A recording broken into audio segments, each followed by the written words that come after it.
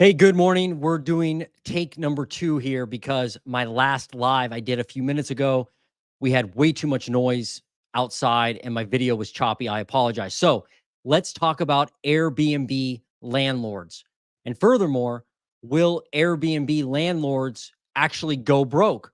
Are there a lot of them going broke? Now, a lot of people I hear on YouTube, I also see it in my comments. It's like they're hoping that Airbnb landlords and short-term rental landlords are finished. A lot of people think that they're the scourge of society and that quite frankly, they are the cause of a lot of our housing unaffordability. And I'd like to know if that's you. Is that you? Do you think that one of the reasons why we have an affordability crisis is that evil Airbnb landlords have purchased up all of the inventory? Well, today I'm going to share with you reasons why a lot of Airbnb landlords are struggling, and I'm going to actually reveal, some behind the scenes data from my Airbnb business because I own some Airbnbs. Don't hate me. I do own some. And but hopefully after this short video this morning, we can be on the same page that hey, not all Airbnb landlords are evil, and we may not see an Airbnb crash. So here's some data for you to get started. According to AirDNA, and that's a website that tracks Airbnb listings, there are 2.4 million Airbnb short-term rental housing units in the United States. That equals about 1 to 2% of the total housing stock in the US. So you're talking about 1 to 2% of all the housing units in the United States are short-term rentals. So it's not a massive portion, but it's definitely, a slice of the pie, you could say. So the other thing to look at is that in 2020, we had 1.5 million short-term rental listings. So when you think about that, that is a growth from 1.5 million in 2020 all the way to 2.4 million in 2024. So clearly a growth of short-term rental listings, not a decline of short-term rental listings. So I think here is maybe why the STR, the short-term rental unit count exploded, and here is why I think some of the misnomers are out there about Airbnbs. And I would say number one is that they're kind of portrayed as easy and fun. That's what I wrote down. I see a lot of people out there go, "Hey, I can buy a short term rental in, somewhere trendy like Gatlinburg or Austin, Texas, or somewhere like that, and basically have a second house and then collect a bunch of cash on the side too." And it'll be like the best thing in the world to be a millionaire from it. A lot of people think it's a cash cow, like it's just going to bring in tons of cash.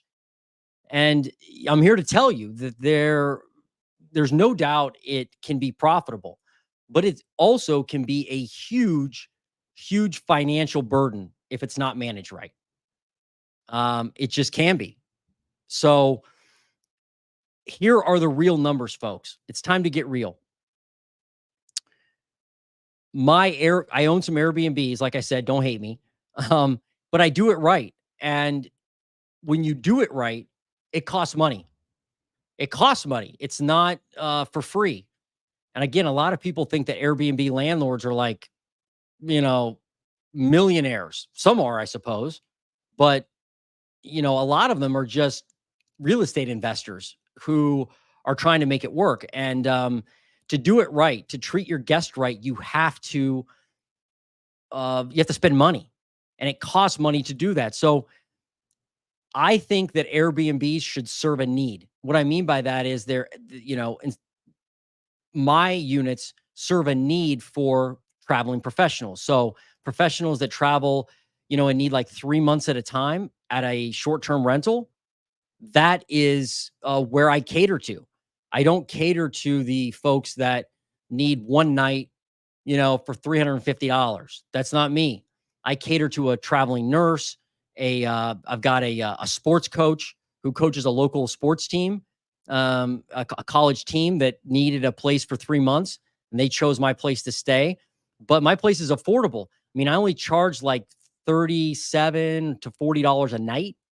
I do have a 30-night minimum, but that's doing it right, in my opinion. You are serving a need and you have a niche, and it's a practical niche. I'm not trying to, be greedy at all.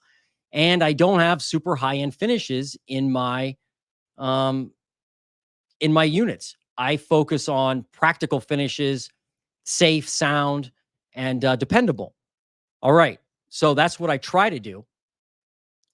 But even when you try to do that, mistakes are made and you still have to spend money. So this week or the last couple weeks, I have committed and spent $15,000 on electrical upgrades for the building. I also spent probably $2,000, I would guess, maybe $3,000 in wasted time this week alone trying to get the internet working at the building I own. Because as a guest for an Airbnb, you got to have Wi Fi. Well, for some weird reason, my Wi-Fi system decided it wanted to stop working in the middle of the night. A few last week actually, and so I have been for the last week. I've been struggling to get the internet connected. I've had the internet service provider out there 3 times. I've swapped out the router, swapped out the modem. I had to reprogram the electric locks. By the way, those things aren't cheap. They're like $300, 250 or 260 or something if you buy them, refurbished. But they're not very dependable, and I had to reprogram them all. So that's a huge amount of wasted time too. And so my point is that you can easily get into a hole by running a short-term rental. And I would suspect a lot of Airbnb landlords are in this situation. Now, that doesn't even factor in taxes, the massive increase in taxes, the massive increase in property insurance, because property insurance has gone through the roof. My property insurance has gone up 16% year over year. 16%. So that's a huge cost increase. Debt rate, right? I mean, a lot of my loans are adjustable rate mortgages because they're commercial loans, and they've gone up considerably in interest rates over the last couple of years. So the debt payment has gone up a lot. So am I profitable? People ask that all the time. They're like, man, you're spending, a lot of family members ask that, right? They look at me and they're like, Jason, you're nuts. Like, what are you doing? Why are you spending 15 grand on electric? Well, I'm still profitable from a cash flow standpoint because I use debt correctly, or I try to use it correctly. And so that debt, the refinancing of properties, the equity I have in some other properties is able to fund the upgrades and the emergencies that happen at an Airbnb. To me, the guest at an Airbnb is the most important thing you can have. You have to treat that customer correctly. So what did I do when the internet went down? I jumped on it immediately. I got new equipment in there. I did what I had to do to get it up and running. I also credited the guests who were staying there just for the inconvenience, because that's how I would want to be treated if I was a guest. The point of all that is, folks, it costs money to run them. And I think a lot of owners overlook that when they get started. I would suspect you will see some Airbnbs hit the market. You probably already have in your market, or your local area, and landlords are going to have to fire sale them. I don't think it's going to crash the housing market. There's just not enough inventory in Airbnbs and short-term rentals to do that. But I certainly think that there will be folks that have to sell their properties. So what do you do if you want to get involved in Airbnbs? Just a few suggestions I have based on my experience over the last few years. First off, debt helps. It helps to have equity somewhere or cash that you can pull when you need it, because you will have emergencies that pop up, especially if you buy an older building. You're definitely going to have things that you're like, what in the world? How is that? What happened there? Why is that need fixed? Well, because it's old and it broke, right? It could be a door lock. It could be a sewage system that's backed up. It could be electrical problems, a window that's leaking air, what have you. It's going to be something at some point that's going to come up and you have to take care of it. And having cash is important. So having, equity on hand ready to pull from is probably a good strategy if managed right. I'm actually after more Airbnbs. I want more units. I want to find more units because they do cash flow for me. I find them by driving for dollars. And that's how I suggest people find Airbnbs for sale is driving for dollars. Drive neighborhoods, write down addresses of houses or buildings that you think would make good rental properties or Airbnbs. Don't they may not be on the market, doesn't matter. It's probably better if they're not on the market. And then send the owner a letter and say, "Hey, I want to buy your property. Are you interested in selling it?" You'd be surprised the people that respond and say, "Yes, I am. I am interested in that."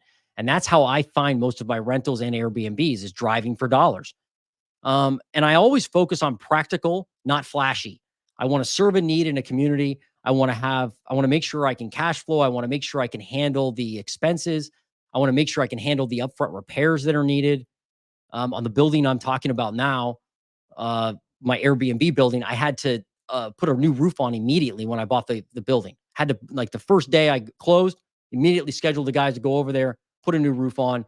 Had to upgrade the garages, the plumbing. Had to redo 4 units in the building. You know, new flooring, new kitchens, new bathrooms, all that stuff. That's not cheap.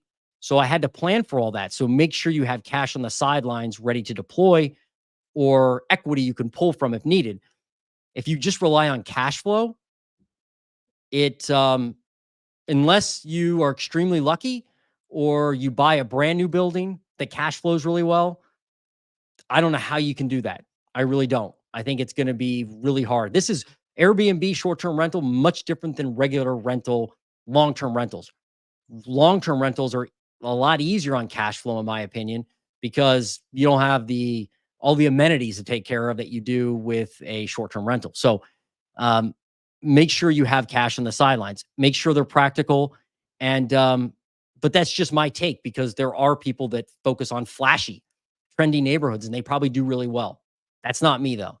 So I focus on professionals, midterm rentals, and rentals that serve a need and aren't, unaffordable. I like to keep them affordable. So I feel good about that and make sure I can make some money. And again, I've said it 1,000 times, beat the horse to death, serve a need in the community. So that's my Airbnb take today for my daily housing crash update. I just got a couple comments here.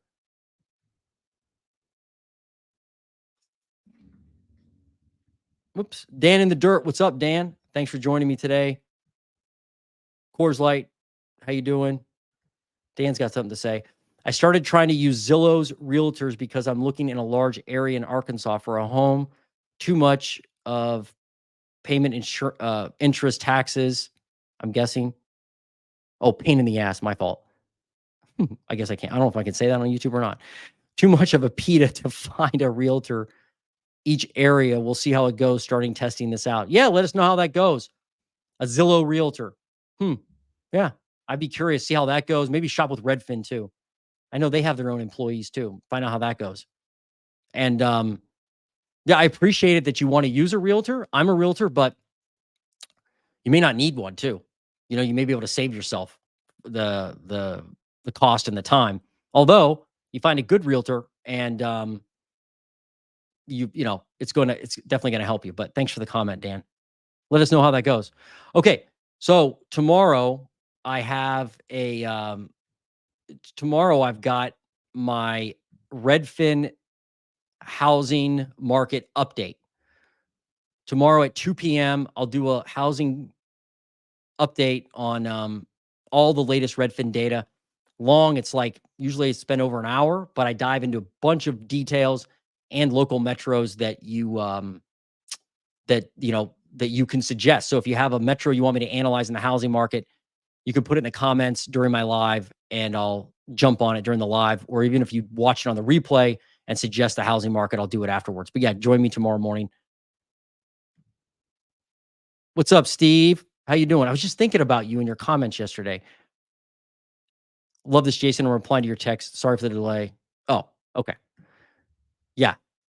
Steve handles refinances and loans. He's a mortgage broker in the area. And yeah, thanks for the comment, Steve. I appreciate it. Coors Light, I believe Jason Walter can refer. Yeah, he can. He's got a great system there. That's not a bad idea. Not a bad idea at all. Jason Walter's fantastic. I hope to be him someday. Dan in the dirt, they won't let you see a home without a realtor. That's true. Well, if there's a house that's available for sale, you're either gonna have to, and it's on the market, yeah, you're either gonna have to use the listing agent or a buying agent to see the house, unless you could just knock on the guy's door. I've had people do that. I've had clients just knock on a guy's door when it's for sale, and then they bring me in later. So I'm not telling you to do that, but I have had people do that. So anyway, all right. Hey guys, thank you for joining me today. Going on 15 minutes now. Apologize it's taken so long, but I had to do this again because my first take was so bad. This is my daily housing crash update. I'll see you on the next video. I'm out.